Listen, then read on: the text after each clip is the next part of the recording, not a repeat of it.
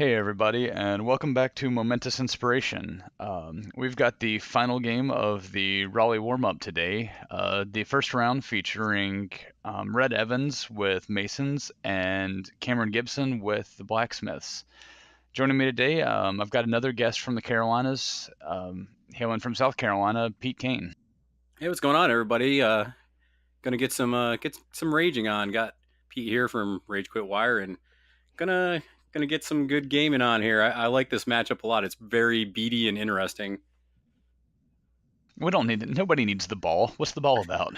And we'll talk about this when we're going over this. But sometimes newer players forget there's a ball and they just like hitting each other. I've been playing for 3 or 4 years, and I still just like hitting each other. Nothing wrong with that. Um, I mean, the ball's convenient for getting those last 4 points when you're at 8 points, That's but right.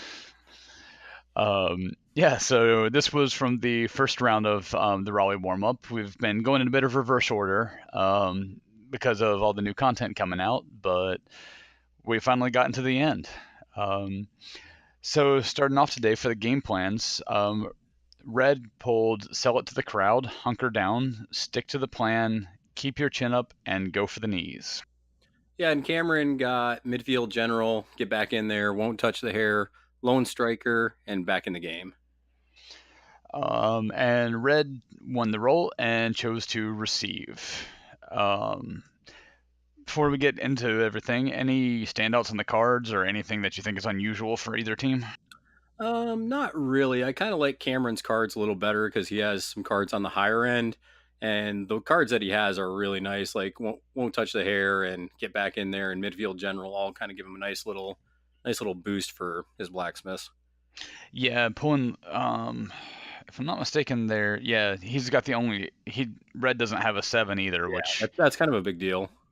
yeah, especially when you get into that when you go in on tied momentum. Honestly, going into turn 2 a lot of the time Yeah, when both teams are a little haven't really gotten their game plans fully going. yeah, for sure. All right, so on the left we've got Red, and on the right we got Cameron. For the draft, Red pulled Hammer, Wrecker, drafted Vet Harmony, Granite, Vet Chisel, and Snakeskin. And for Cameron, his captain's furnace. He has vet cinder, iron, sledge, anvil, and hearth. Pretty much the standard six. And for anybody who's familiar with Glenwood Morris and his Masons play, this is the Raleigh crowd. Raleigh Masons are heavily influenced by Glenwood because he's been a major presence in our area. Oh yeah. Um, it's everybody around here is used to seeing that 6. Yeah, I mean it's a solid six too. It takes a lot of practice to get tight with it, and you really do have to be disciplined when you play that six because if you get out of formation and your opponent takes advantage of it, it can be really bad for you. Absolutely, it's really relying on good positioning, keeping the prison accurately maintained, and I mean it does. Yeah, when something goes wrong with it, it can collapse pretty quickly. It relies on making some very good choices. Yeah, so from top to bottom, Cameron put sledge, hearth, anvil, furnace, iron behind them, and vet cinders on the bottom kicking. And we've got from top to bottom for Red, Hammer, Granite, Wreckers in behind, Vet Chisel, Vet Harmony, and Snakeskin. That's kind of a ballsy kick he's trying right there. Yeah, it is. Oh man, that could have been bad, but that's a great spot though. I mean, he gambled, but man, that's a spot. If you don't go for the gold sometimes, you never find it. But I I mean, mean, Red's kind of in a bad spot there to get that ball. yeah, that's one of the things that kickoff position can get really intricate sometimes, but you got to make sure you're in range. Yeah. But so we've got for Red, he's got 5 on Hammer, 2 on Granite, 1 on Vet Chisel, 2 on Vet Harmony, and 3 on Snakeskin. Yep. And Cameron put 2 on iron, 2 on anvil, 4 on vet cinder, 3 on sledge, and 1 on hearth. So we've got Red trying to plot out Snakeskin, trying to get to the ball. He sprints, uses a where they go, gets the ball, and just puts a nimble up. So the ball is now not dead, but not incredibly active either. Yeah, it's there. And then Cameron's just using iron to bump everybody up, except for Cinder because Cinder's kind of doing her own thing there. But Yep. yeah, I mean it's just the traditional. Let's get everybody moving and get iron where he's supposed to be. And he's going to counter that by bumping Hammer and Granite forward because let's just play models with battering ram constantly. Yeah. Especially on turn 1, it's just really nice for that positioning and being able to get your threat ranges down. Yep, and trying to figure out, can I stay away from Hammer? Anvil's going to go ahead and do strike while the iron's hot, moving his team up 2 inches towards the opponent's goal. Yep. And then Granite is just going to Broken Earth and jog. I think here all he does is put instruction on Vet Cinder just to get more hits. Yep, pretty normal. This is such a setup matchup. Oh yeah, and Vet Harmony is going to mark target Cinder, but then miss Anvil, like you do.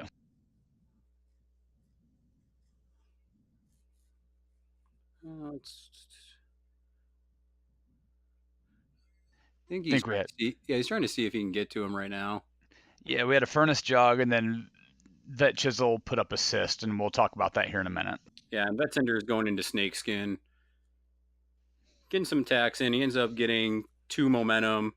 He's putting a bunch of damage out. He put 8 damage total, and he ends up getting 3 momentum out of it total. He's up to 3 momentum with the kick. Yeah, Sweep and Charge helps bump that damage up considerably. That's always especially on a high defense model like Snakeskin. Getting that reliable 3 damage can be huge. Yep. So Red's just trying to plot out where Hammer's going to land, who he wants to go into, who are the available models, and a little bit of checking playbooks, that kind of thing. Let's see. But he ends up using Impetus, and with the I think he's going into Furnace. Mark target hit Cinder, not Furnace. So yeah, he ends up using Impetus and charging Furnace. He will end up doing a knockdown, 4 damage, and doing some pushes, doing the typical Hammer knockback, moving the other model around. Yeah.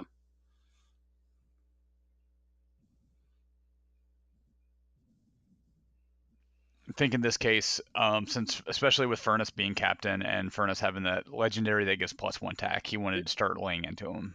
Yeah, and Sledge jogs in. He gets the free tutelage, ends up putting out a decent amount of damage. He ends up getting 3 momentum out of it, and then puts 9 damage on the Hammer, which is pretty good. So, I mean, the momentum is going to be 6-3 for Cameron. And Snakeskin will burn for 1 damage. Like you were saying earlier, it's just a really setup heavy matchup. You're trying to get. I'm not really, because if you look at where Vet Cinder's set up, I don't like her being away from the scrum that far. Just because now Glenwood could basically swing down, or Glenwood, Red could basically swing down and just kind of take her out with Hammer if he can get him loose, and then start setting up his scrum. So I really don't like her being down that far away from it. No, she's a little loose, and unfortunately, I'm not sure if Cameron just really kind of went with an opportunity that he saw there. But she's definitely out of range. Maybe Hearth could sprint and put instruction up, but otherwise, Snakeskin and cover is not going to be an easy model to lay much into. And then on the opposite foot here, I mean, Red has Hammer kind of extended, and he's down on momentum. So Hammer's kind of in a bad spot right here. And Sledge with the free pile driver and everything. I mean, 9 damage might have been a little extreme. It's a little bit of a spike, but it's not as crazy a spike as it seems. No.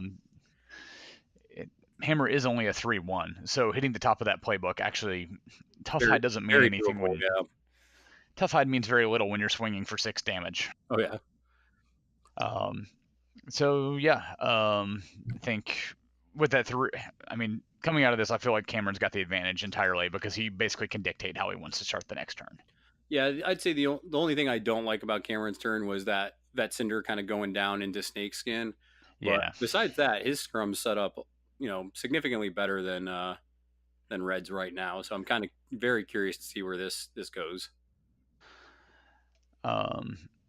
So Red is going to play Keep Your Chin Up. Yep, and Cameron ends up playing Lone Striker just to make sure he goes first, I guess. Yeah, I think it was a little bit of an overkill on that one, but Yeah, I think he could have played his next highest and probably been okay. But you don't. He didn't know if he had seized the initiative. So yeah. Well, he had three. He had an advantage of three. I don't know. Maybe he felt like none of the others may have done much for him at the time. Honestly, yep, um, the benefits may not have been that good. But yep. So Cameron's gonna go with Sledge. He gets the tutelage there, and he ends up putting 3 on Sledge, 4 on Vet Cinder, 3 on Furnace, 1 on Anvil, and 1 on Iron. and maybe one on iron. I think I've got one missing somewhere. But Yeah. red puts 6 on hammer, 2 on vet chisel, 2 on granite, 2 on harmony, and 1 on snakeskin. Yeah, so I mean, Cameron didn't kill Hammer here, so that's kind of bad news. Yeah. He did 8 total damage to Hammer, but Hammer's just a beast. And Hammer's doing exactly what he should do, and now he's just working his way out of the pile. Beating on Sledge, he does 4 damage, gathers 5 momentum, and pushes and beats him back enough that Sledge is now basically set up for the rest of the Masons. Yep, and here comes Vet Cinder into Hammer. Hammer will death stance. Yep. Vet Cinder is going to do some work on this though. He ends up, I don't know if he spikes here. Probably not after Sledge puts on a bunch of damage. Sledge had put out 16, so he didn't really need a lot. Yeah, so I mean, he ends up getting it and gets 3 momentum off of it. And I mean, the Smiths are going to be up 2-0 because I mean, Hammer just didn't have a lot left in him. Yeah, I think Hammer may actually have healed last turn, and I may have missed it to deal with some of the damage. But even then, Sledge and Cinder put out enough. Yeah, that sweeping charge is good. So Vet Chisel goes on Sledge, hits Momentous 2, and then Squad Tactics herself. And we'll talk a little bit about that here in a minute because there was a bit of a rules misunderstanding. Yep. Furnace ended up charging on Granite. Does some pushes and heals Sledge. Puts 1 at a time lads on himself. And then Granite goes on Sledge, puts out 3 damage plus Gut and String. Let's see here. I think Red's trying to figure out what he wants to do with that. Ends up putting some damage on him. Yeah. I think we're back to Cameron now. He's just making his choices. Yep, clearing some things up. He's going to go with Anvil here and try to set up his scrum, I feel like. Yep, get Sentinel in place. So Harmony goes into Sledge and does 5 damage and clears whatever conditions were out. I think there might have been 1 knockdown, but that's really about it. Yep. Nothing like rolling a big pile of dice like Red's doing right now. Oh, it's so much fun. Although usually Vet Harmony with laying 5 damage into somebody is not what you expect to see. Exactly, but when you have it set up with assist, you never know. Hearth is going to jog up. And then Wrecker just bumps Anvil back to get him out a little bit back out. Well, and then I guess Iron's going to bump up Hearth, so that's always fun.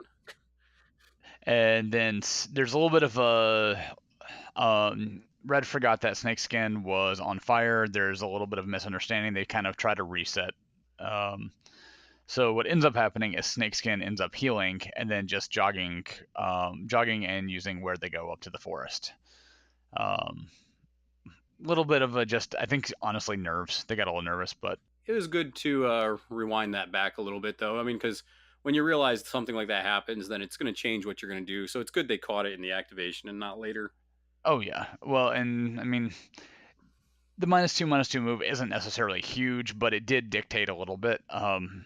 Honestly, considering where Snakeskin is with the ball and being like completely out of everybody's threat range, I think it favors Red a little bit. Oh yeah. The fact that they went back and did that, I think his new positioning was much better. But again, nerves and newer players, stuff happens. Yeah, and it's good here too because, I mean, since I don't believe any of the Blacksmiths are dead yet, so no, Snakeskin doesn't have to worry about anybody coming in off the edge of the pitch, and so Red's got a goal loaded and ready to go. Oh yeah, with her sprint and where they go, that's not even close. That's just easy. Oh yeah, that's money. So I think Red's up 3 momentum on this right now. Yes, he is. And it's worth mentioning also that there was a little bit of a misunderstanding, and this is one where, the stuff generally looks clear, but mistakes happen. He accidentally played assist on Chisel as if it provided +1/+1 to anybody that was attacking a model she was crowding, but it should actually be one that's placed on another friendly model. It only helps out one model. So there was a little bit of a misunderstanding, but the funny thing is, Red actually kept forgetting assist, so it really didn't matter whatsoever. Which is a shame because it's really good. Yeah, and with the attacks that he had with Granite and Harmony, that, I mean, it's an extra dice, and it might have gone ahead and put Sledge into the ground, although that's not necessarily necessary, but any chance you can get to kill Sledge is a good thing. So with Red up 3 on momentum, Red's going to play Go for the Knees. Yep, and Cameron ends up playing back in the game, which is good because, I mean, that helps out. Yeah, he can put the momentum on, or put the influence on Sledge and still get it where he needs it. And Red chooses to go first. Yeah, I think he just wants to set up more here, maybe get some of these apprentices out of position so Hammer can come in and take them out. Yeah, absolutely. And his allocation kind of feels that way too. He puts 2 on Granite, 2 on Chisel, 2 on Harmony, 2 on Snakeskin, and 5 on Hammer. Yep, and Cameron ends up putting 1 on Hearth, 3 on Sledge, 4 on Cinder, 2 on Furnace, 1 on Anvil, and 1 on Iron. So what we're going to have here is Hammer sprinting up and putting a bunch of attacks into Sledge. He had the Impetus first, he had to either sprint or Impetus, so he just needed 1. He puts 4 attacks and he wraps a bunch, gathers 7 momentum. Feels a little wasted to me because that 5 on Hammer could have been really threatening another player. Yeah. Yeah, I feel like he probably could have got the kill somewhere else and then set up the scrum for Hammer to come in next. Yeah, Sledge was already pretty low. He'd taken 5 from Harmony, a few from Hammer, 3 from Granite, so there's no way he was sitting on very much health. Yeah. I think any one of them probably could have capably killed him, but I know he was afraid of Hammer not getting any attacks, so... Yeah, I mean, because Cameron, if he got loose, could just walk away from it, right? Yeah, and he could try to start, like, pulling his squad back in general, too. Yeah, so Cameron's going to end up going with Furnace, and he's going to hit the Legendary. So, 1 at a time, lads, on himself. He's going to take some swings. He's going to knock down Chisel. I think he also knocks down Harmony. Yep. And then he does 1 damage and pushes to Chisel, and he ends up with 4 momentum. So, just kind of getting things set up for everybody coming in. Yep. Yeah, and I think Furnace has a really good Legendary, and his use of 1 at a time lads is really smart, honestly.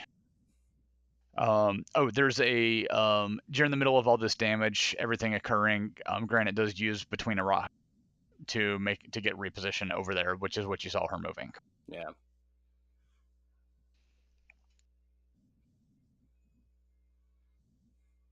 I think we're over. I was trying to... Okay, so he's still attacking. This is the fun of trying to keep up with it because it moves at some odd paces sometimes. Yeah, I mean, you gotta take some time to think sometimes. Oh, yeah. Well, and Chisel's going to pay to stand up. Jogs does 2 damage and some push dodges to Furnace. Furnace counters, but just gets a single push away that doesn't matter. So momentum is 7-4 in favor of Red to this point. Yep, and he's still kind of rolling on it. Just yep. Man, I tell you, this is such a scrummy game. And this is where you can tell like who's got the more experience in the matchup because it really does go to who can set up the scrum the best. All right, so Anvil's going to end up going here. He jogs. He's going to put Singled Out on Chisel. I kind of wish that Cameron maybe put at least 1 or 2 more on Anvil because I love Anvil knocking models down and putting Singled Out. Yes, absolutely. He actually, excuse me. Oh yeah, there's some confusion here because he was thinking about doing Strike while the iron's hot. Yeah, but he ultimately decides not to. So you'll see a little bit of like testing on positioning where he's trying to figure everything out. Yeah, and that might not have been a terrible idea, but if he was going to do it, he might have wanted to do it a little further back because he's almost overextending at this point. Yeah, now he's letting Anvil and Furnace both get surrounded. Yep. So we've got a Granite Jog. She's going to do 3 damage and knock down Furnace, gather a couple of momentum, and then we'll heal up Chisel. Momentum 7-4 for Red still. Yep, and Hearth is just gonna set up some instruction. Like, I I think mean, clears the knockdown too. that's Hearth's life. Yep. She's a good battery. Like she's good at what she does. Yeah, she is. Here it is, loaded, ready to go. And Hearth also cleared Furnace's knockdown, just to Yeah. mention So him there. so he's up now. Yep. Yep, and basically, I mean, there's not a lot of activations left, so Red goes ahead and pulls the trigger on Snakeskin. Yeah, I mean, where's Cameron going to put the ball here? I mean, there's not a lot of good places to put it now. I mean, put it on Iron, but Iron has no influence, so it doesn't really matter.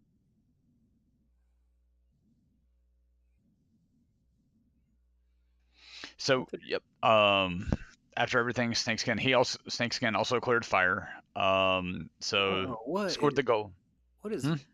I'm just looking at where he moved there, and he just went away from the ball. I feel like you got to get that ball. Yeah, Iron went in to try to battering ram Snakeskin away from Cinder, but I just don't think it was necessary. Not at that point. So also had Wrecker bumps Hearth and Furnace away.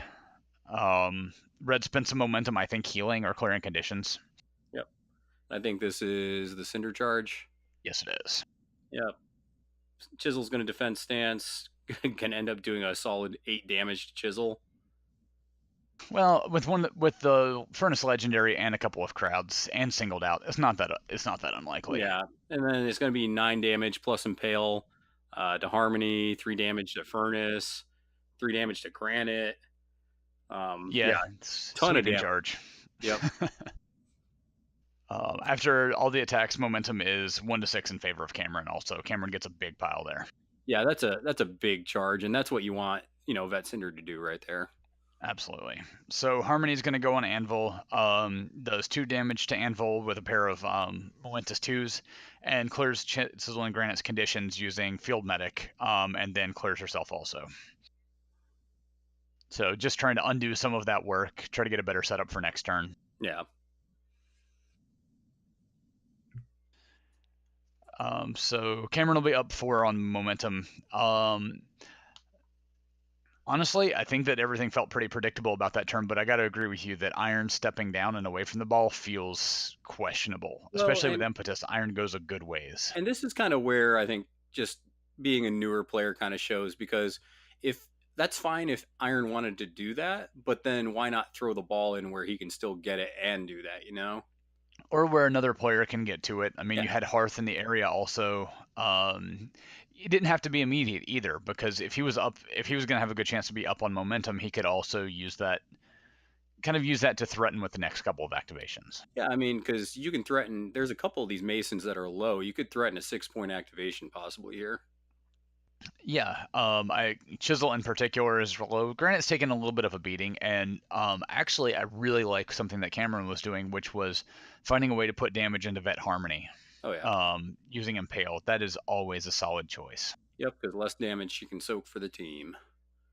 Yeah, that's that ball's a problem though, because now like any Mason that gets knocked out can just scoop that ball up with that fast ground.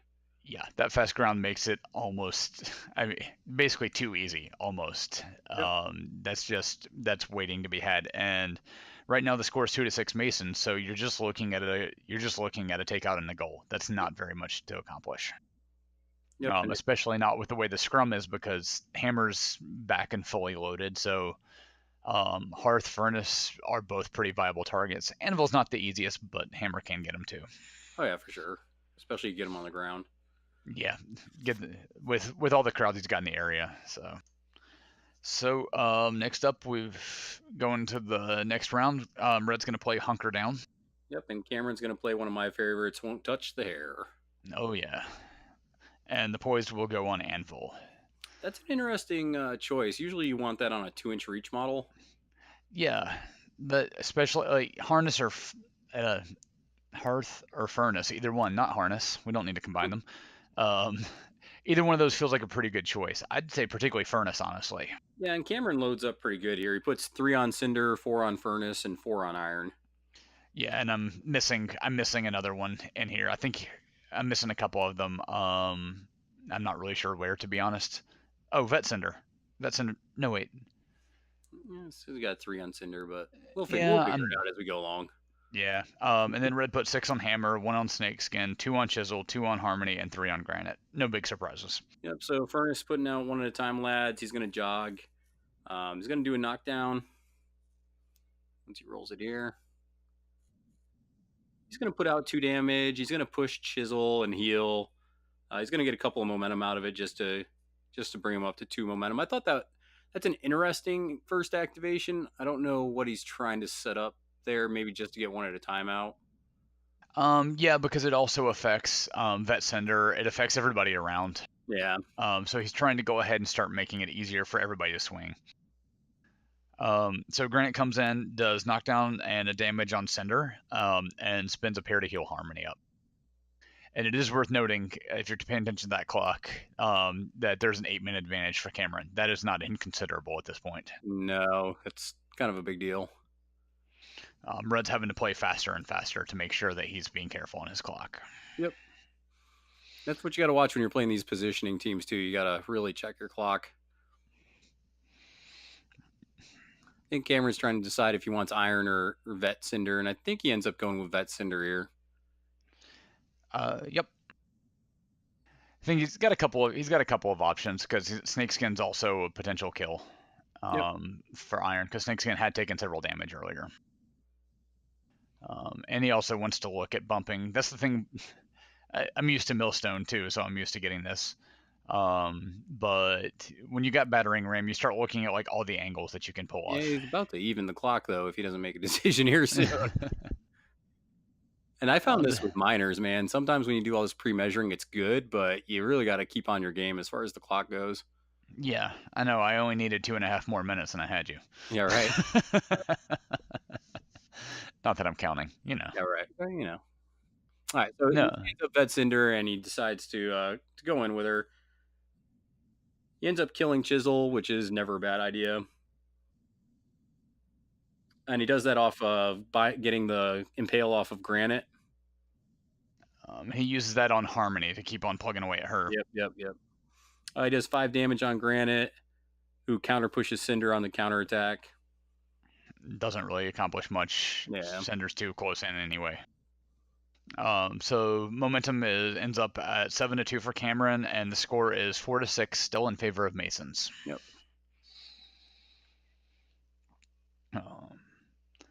And here we're going to get to sheer chaos on this next one. Oh, yeah. Because Wrecker is going to go nuts.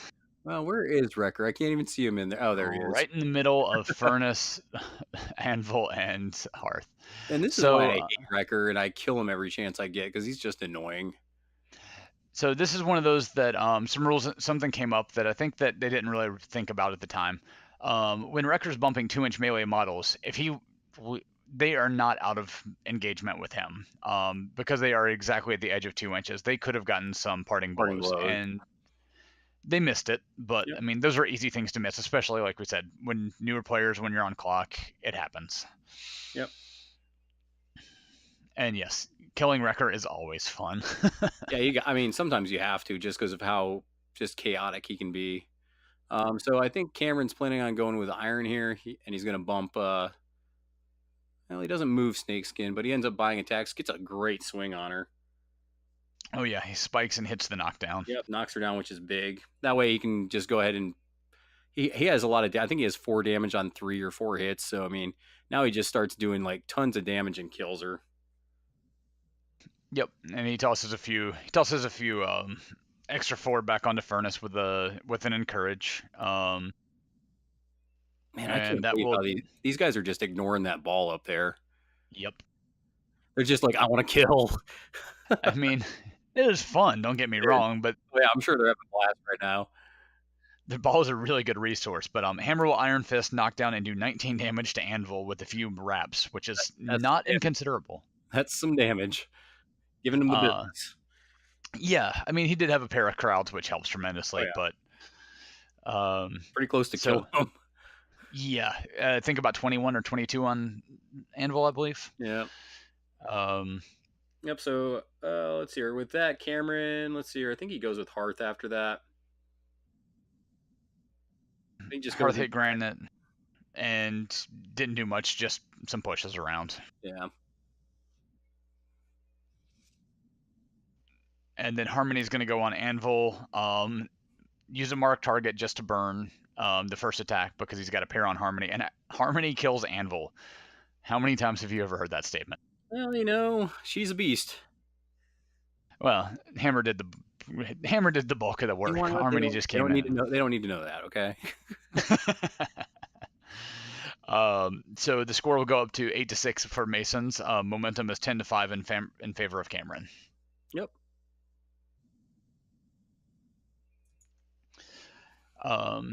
So yeah, Masons are still up on the count, and now all the models that people have been trying to kill have all died, pretty much. Yeah, but here's the big problem though: is you got a couple of Mason models that are about to come in, and they can really just scoop this ball, pass it to each other, and get an easy goal here. Including the fastest model on the pitch. Yes. That might be a major. That might have a big influence at this point. Yeah, I feel like that goal kick that Cameron chose to do really is going to probably come back to hurt him here, just because that ball is just way too far out there, and somebody needed to go collect it at one point or another. And that's where Iron. I understand him taking Iron over to Snakeskin to try to get an extra kill, but that's where either Iron or Hearth had to split up towards the top of the pitch to actually be able to threaten the ball in any way. Yeah. Even if all it was just to be able to kick the ball into space back behind the Masons' goal to kill it. Yep, something like if you're going to kill the ball, you got to put it in a corner, not in the middle of the pitch, right?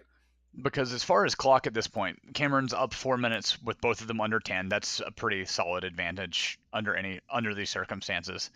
And the scrum is kind of even. Hammer does more individual potential, but there's still plenty of damage sitting out there for the Blacksmiths too. And I think Cameron forgot to activate and move Sledge as well. Yeah, I'm not 100% sure. He may have jogged somewhere in there, but it was a very quick activation near the end if it was. I mean, Sledge pretty much did his work on the first couple of turns and trying to kill Hammer. But that's always also feels like to me the hard thing about Sledge is he's easy to overextend because he does so much damage. Yep. But the moment you overextend him, he just crumbles. Yeah, this matchup really goes to who's going to be the most disciplined when it comes to just auras and positioning and overextending. Like whoever's more disciplined usually wins this matchup.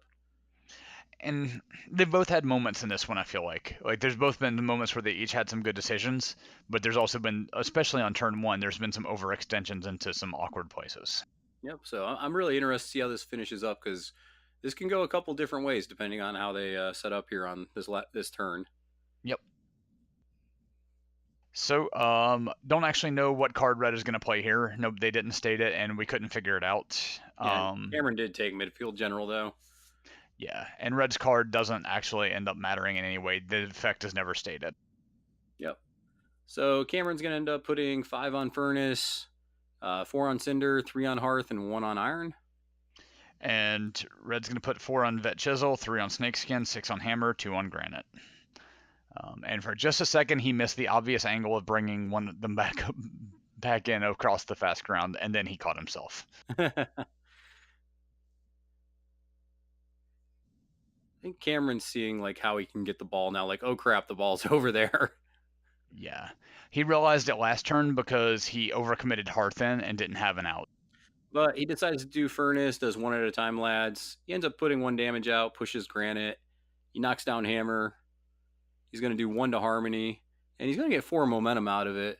But I don't know if he wasn't close enough to get towards the ball. But yeah, I mean, that ball's just way out there. He measured it, since I get to listen to the audio, but nobody else does. He measured it, and he realized he was about a half inch to an inch out with Hearth. That's the worst feeling. And with bringing her in to try to get some knockdowns and scrum last turn, it created a problem. But Red will move Chisel down and take the pass to Snakeskin, who takes the 4-inch dodge. Yep, staying out of everybody's threat. Yeah, and then Cameron's going to go Cinder Charge into Granite, Impale Harmony, off the playbook. 8 damage to Granite. Going to go up a ton of momentum, but he's at the point where it's like I just got to hope that this goal misses and just see if I can get points. Yep. And he kills Harmony off of the Impale, which always a solid move. Yep. But again, yeah, he's in the hands of the dice now. Yeah, that's the worst feeling too, where you're just like, "Yep, I messed up, and I just got to hope this misses." And Red gets a little overeager, goes for the early handshake, rolls, and he makes the goal. Thank God. That's embarrassing if he missed it. Oh God, yeah. So then the final score ends up being 12-8 in favor of the Masons. Yeah, I feel like Cameron didn't play too bad there. It's just that you really got to pay attention to where that ball is and just what's coming in off the edge of the pitch, because I think he forgot about those models coming in, and Red caught on to it. He's like, "Yeah, I got a goal loaded, ready to go." Yep. And Cameron got a little bit of a rough scatter. I mean, he got 6 inches out to the 4, which was it did put the ball off into an awkward space. But again, we come back to the iron move where he never actually brought anybody over to threaten the ball or to get any kind of control. Yep.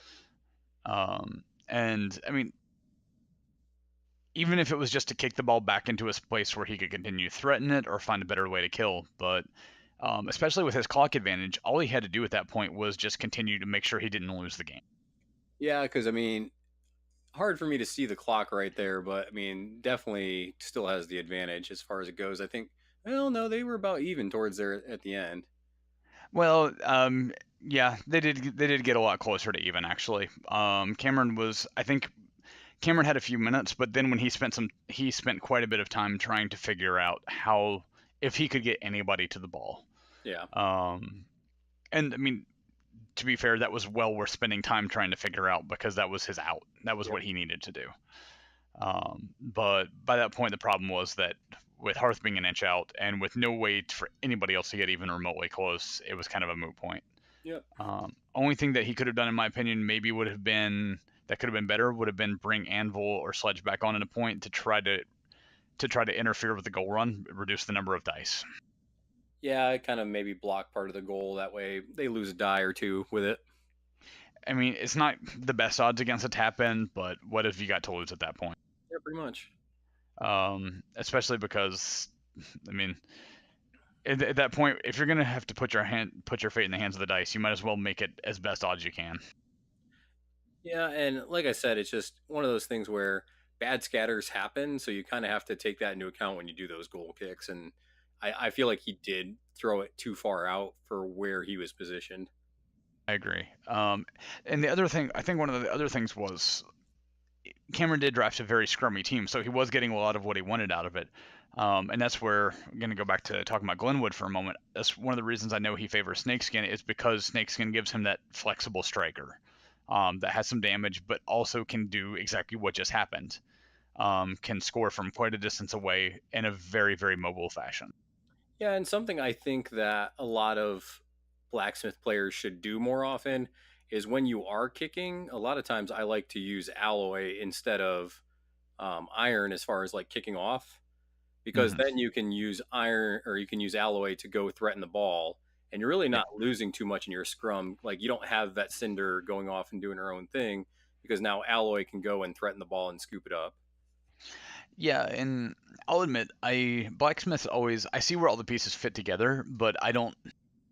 It's never been a team that the way they set up never. It always feels like it makes sense in a way, but it feels awkward to me at the same time.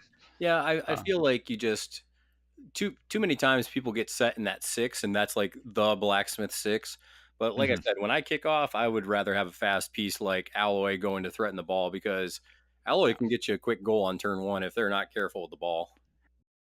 And actually, I mean, I know he wanted Vet Center. I think he took. Let me double check this really quick, but yeah, he took Vet Cinder as his mascot, so to speak, in the Yeah, draft. Um, but also, especially when you're kicking, I've seen Cinder used to put to good use also because she's got the ball retrieval. yeah. I'm not gonna lie though, I wouldn't do that. Vetzinder is just too good. She's too good. No, that's entirely fair. I can't argue with you on that one, but um, just I guess kind of saying they do have some ball threatening pieces. Although, again, you're right.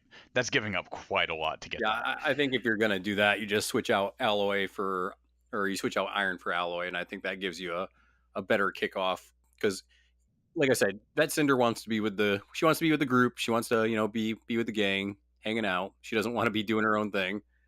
No, she really wants to be. I was gonna say she really wants to be near Furnace, kind of getting some of his benefits. You know, I mean, Actually, now that I'm looking at it, I don't know if Cameron put Tooled Up out at any time. no, he did not, which feels like a major oversight to me, actually. Yeah, even if you just do it on turn one, it feels like something you should be doing turn one and pretty much every turn you can. Yeah, I mean, especially I know it's one of those abilities that sometimes doesn't set up all that well, but he activated Furnace first on at least two separate Yeah. turns, so there's no reason that Tooled Up couldn't have gone out. Yep, and I mean, Uh, I know Cameron also is kind of a newer player, so it's just one of those things you play your guild more and more, and you'll figure it out. I know he's bounced around a little bit. He's tried a couple of different things because he hasn't. You can try to. You're not feeling quite settled with one. I think he's been back on Blacksmiths pretty consistently, but they're also. I mean, what's Raleigh is not the easiest crowd to. Raleigh is not the easiest crowd to try to learn everything around. There's Yeah, several good players around yeah, here. yeah. When you play a new guild for the first time, you probably feel the punishment a little bit. Yeah, I mean, I like Glenwood has had some fantastic representation at a few of the major events, including going to final table with Alex Potts last year. I'm blanking on which tournament. That was second wind, and then So, not only that, but we just had Spring Fling, and Steve Knott ended up going 4-2 as well. So yep. I think Eric went 4-2. So I mean, yeah, really solid showing from the Raleigh meta. And Steve also went 4-1 at the Raleigh Warm-Up. I mean, we had some Red actually. He got a little he had a little bit of a rough day in places in a couple of later games, but he also went 3-2. I Yep. mean, there's some solid players, and then there's always everybody, the man of the people, as I like to call him now, because he doesn't like it that much, I don't think. But Lon, Yeah. who is a solid player and a pretty well known pundit at this point in his own right. So Yeah, so I mean, and I would just say like this is a great matchup for anybody to watch, but especially new players, because you can really see how some of the overextending really ended up catching up with Cameron. Because I mean, look at the end of this video. You see, you got a couple blacksmiths in the middle, you got a couple littered in the back, and the ball's way out of position, and and that's not where the blacksmiths want to be. They want to be together, living, and if something does die, they want to get right back in the scrum. So the blacksmiths really like to live on their side of the pitch or on the side of the pitch. that's one of my favorite targets always, despite tough hide and despite how hard he is, will always be Anvil, because Anvil takes forever to get back involved. That's like you said, they really want to have everybody engaged, and if you take out one of those key pieces, their output drops drastically. Yep. Um, but yeah, I think that kind of sums up. I mean, I think we got a pretty thorough breakdown of that game. Yeah, But it really, will, really solid game. I yeah, like I said, there was a couple big mistakes in there, but I think hopefully after looking at this, they'll kind of realize those mistakes and then move forward. And newer players can look at these mistakes and say, "Oh yeah, that definitely cost them. I need to be more careful with the ball." and overextension is one of the easiest things to do.